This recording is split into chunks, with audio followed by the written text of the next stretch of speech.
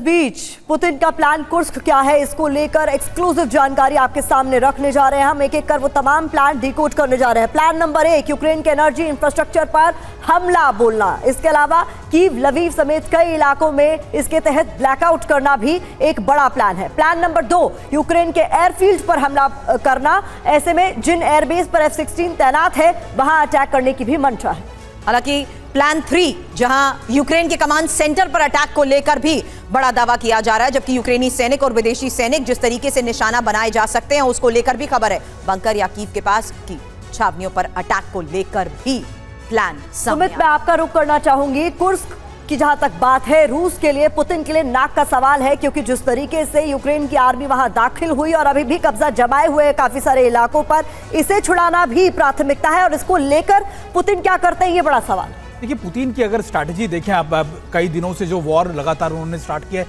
या फिर जो ऑफेंसिव ऑपरेशन स्टार्ट किए हैं, उसमें आपको दिखेगा कि उनका पहला मकसद कुर्स्क के अंदर ग्राउंड फोर्सेस को मूव करना नहीं है। उनका मकसद है कि पीछे की रसद लाइनों को सीधे तौर पर काट देना। इसी वजह से कीव हो, लवीव हो, 17 से ज़्यादा ऐसे डिस्ट्रिक्ट्स में, या फिर आप कह सकते हैं कि उन कमांड एंड कंट्रोल सेंटर को जहाँ से मर्सनरीज जो है पूरा कमांड एंड कंट्रोल कर रहे हैं, वहाँ से लगातार मूव कर रहे हैं, उन इलाकों को टारगेट करना, वेपन डिपोज को टारगेट करना।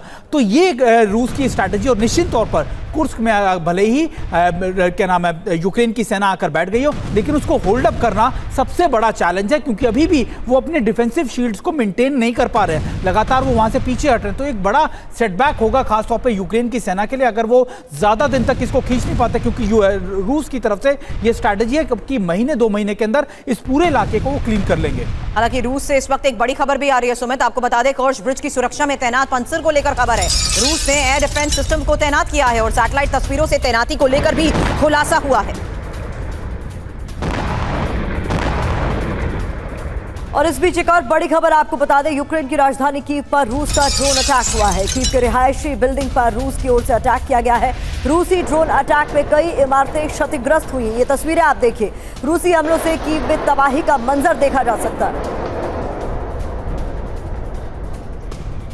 तो रूसी हमलों से जिस तरीके से यूक्रेन को दहलाया जा रहा है, रूसी हमलों से दहलाने के बाद जो दावे रूस की तरफ से हो रहे हैं उसके मुताबिक कीव पर रूस का ये ड्रोन अटैक है और कीव पर 10 से ज्यादा ड्रोन हमलों को अंजाम दिया गया है। हालांकि एक हफ्ते में तीसरी बार हमले को लेकर खबर सामने आ रही है प्रतिमा, जहां सारातोव अटैक के बाद हमले और ज्यादा तेज हो गए। और इसके अलावा बीती रात कीव पर दर्जनों ड्रोन से हमला बोला गया है। जानकारी मिल रही है, रिहायशी इमारतों पर हमला किया गया है, जिसमें कई ऐसी इमारतें हैं जो कि बुरी तरीके से क्षतिग्रस्त हुई हैं। कीव के बाहरी इलाकों में भी ड्रोन अटैक हुआ है। सुबह हालांकि इस बीच सवाल तिवारी सर उस लिहाज से भी है, सॉरी, मैं अब इस वक्त दीपक वोरा सर के पास जाना चाहूंगी, क्योंकि वोरा सर, सितंबर को लेकर तिवारी सर से मैंने एक सवाल किया था। अब रूस की इस प्लानिंग को क्या वाकई आने वाले वक्त में बदलते मौसम के साथ एग्जीक्यूट करता हुआ हम देखेंगे?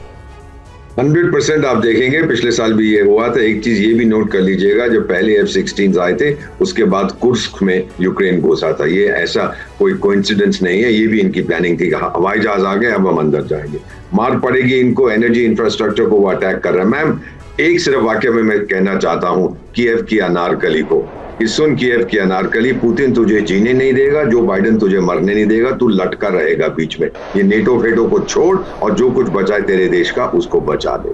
Otherwise this Putin is not going to stop. Ma'am, मैं तो जानता हूं, मैं उस एरिया में कई साल रहा हूं, उनसे कई बार मिला। He is not going to stop. वो ही करेगा जो वो चाहता है। मैम, और दुनिया जो मर्जी जितनी मर्जी गाली गलौज करती रहे, अगर कोई संभावना है शांति की, डिफरेंट इशू ऑल टुगेदर, वो सिर्फ भारत कर सकता है और कोई नहीं करेगा। इंपॉर्टेंट पॉइंट आपकी तरफ से रखा गया सर सामने। और इस बीच देखिए, चीन की अमेरिका को नसीहत को लेकर एक खबर सामने आ रही है।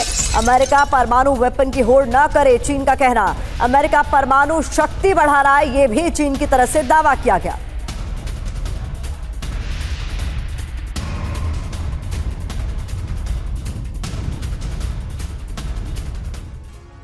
तो क्या चीन को अमेरिका की न्यूक्लियर शक्ति से डर है? हालांकि चीन की तरफ से क्या कहा गया है पहले ये जान लीजिए। जहां कोल्ड वॉर मानसिकता से बाहर आए यूएस, ये बात कही गई है, और परमाणु हथियारों की होड़ को अमेरिका को बंद कर देना चाहिए।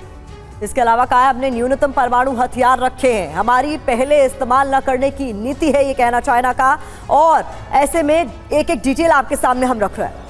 कि आखिर किस तरीके से रिजर्व न्यूक्लियर ताकत को लेकर अभी तक खबरें सामने आ चुकी हैं, जहां अमेरिका की देखिए 1938, जबकि रूस के पास 2670, और साथ ही इसमें चीन और ब्रिटेन के बारे में भी आगे इंफॉर्मेशन। प्रतिमा, बिल्कुल, चीन के पास 500, ब्रिटेन के पास 225, नॉर्थ कोरिया के पास 50। हालांकि जिस लिहाज से यहाँ इस वक्त बड़े दावे किए जा रहे हैं, आपको बता दें मनीष, एक इन्फॉर्मेशन इस लिहाज से आपसे जानना चाहूंगी, क्योंकि चीन पर नजर अमेरिका की रहती है और अमेरिका पर चीन जिस लिहाज से नजर रखता है, आज परमाणु क्षमता के लिहाज से ये बयान जो दिया जा रहा है, हकीकत तो कभी भी दोनों तरफ से सामने इससे पहले नहीं रखी गई। देखिए, चीन को लेकर अमेरिका की जो पॉलिसी है वो बहुत कंफ्यूज करने वाली है। अभी अमेरिका के राष्ट्रीय सुरक्षा सलाहकार बीजिंग में गए और उन्होंने कहा कि हम चाहते नहीं है कि चीन के साथ कोई नया कोल्ड वॉर हो, हम लड़ाई करें। वहीं दूसरी तरफ वो उनको धमकी भी देते हैं, तीसरी तरफ वो कहते हैं कि हम ताइवान को लेकर हमारी पॉलिसी अभी उसी तरह की है जो पहले थी। तो बहुत कुछ जो अमेरिका पूरी वर्ल्ड कम्युनिटी को एक सिग्नल देना चाहता है। कभी तो वो कहता है कि हम चीन से लड़ना भी चाहते हैं, कभी वो कहता है कि हम चीन के साथ अच्छे संबंध भी बनाना चाहते हैं। तो इस वजह से दूसरे जो देश हैं वो अमेरिका की चीन को लेकर पॉलिसी पर बहुत ज़्यादा रिलाई कर नहीं रहे। भारत के लिए भी लगभग बहुत हद तक विदेश नीति में ये बात ताल्लुक रखती है। अब ऐसे दृष्टिकोण में अगर आप देखें, हथियारों का जहां तक सवाल है, ये बात तो सही है कि अमेरिका और चीन के परमाणु हथियारों का कोई मुकाबला नहीं है, लेकिन अमेरिकी संसद की एक रिपोर्ट आई थी जिसमें यह कहा गया था कि चीन बहुत तेजी से अपना अत्याधुनिक मॉडर्नाइजेशन कर रहा है और वहीं दूसरी तरफ अमेरिका एक नए युद्ध के लिए तैयार नहीं है। तो बहुत सारी बातें होगी अगर अमेरिका और चीन के बीच लड़ाई होती है। देखिए, जून में एक रिपोर्ट भी आई थी मनीष, जिसका जिक्र करना जरूरी हो जाता है। इस रिपोर्ट के मुताबिक अमेरिका परमाणु ऊर्जा शक्ति में चीन से 15 साल पीछे। इस पर विस्तार से बात करें उससे पहले इस वक्त एक और बड़ी खबर आ रही है, जहां इजराइल में हमले पर ईरानी इरादे साफ। ईरानी रेवोल्यूशनरी गार्ड के कमांडर इन चीफ का बड़ा बयान सामने आया है। बहुत जल्द बदले पर अच्छी खबर मिलेगी।